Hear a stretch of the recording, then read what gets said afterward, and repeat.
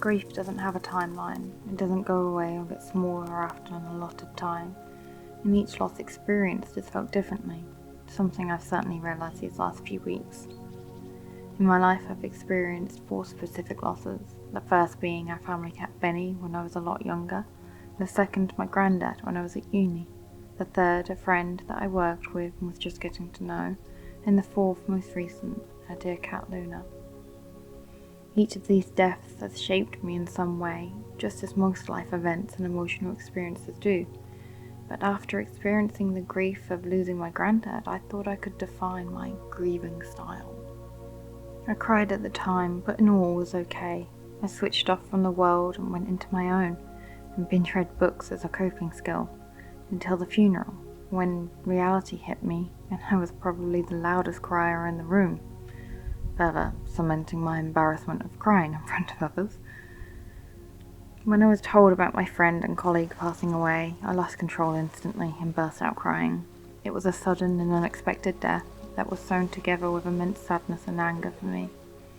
I was grateful for being told the way I was, as I was alone with only a couple of people, instead of breaking down in front of the whole team, as I thought I was the strong kind who held it together, or at least until the funeral.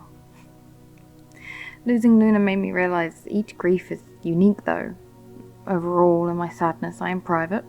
I write things, feelings, and I'm honest and willing to share those, but always with a compartmentalized sense of sadness to it and an air of calmness, saving my embarrassingly loud crying for when I'm alone.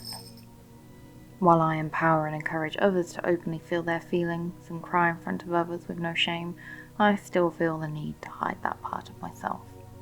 I realize the irony of that and recognize that that's why I don't have a consistent grieving pattern. But observing my mum go through the same loss, I also realized we're not meant to. There's no right or wrong way to grieve, as most of us are already aware, but also we're not expected to react the same way every time. Loss is more than sadness or depression. It's love and fear, adjustment and emptiness, laughter, celebration and anxiety, a bittersweet pain that makes us question reality and the relationships we had and have.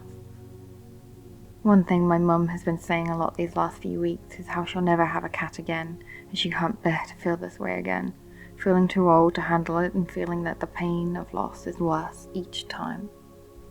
For me though, while I understand the pain makes you question the effort, the love and the memories have been worth enduring loss, grief and suffering. Maybe because I'm that much younger and I can't imagine life without a cat, and having Cookie still with me every day has made me focus on the good of having these little fur babies in our lives. Or maybe this loss and this pain hasn't fully hit me yet. And I wonder, does it actually get easier? Or does life really just grow around it?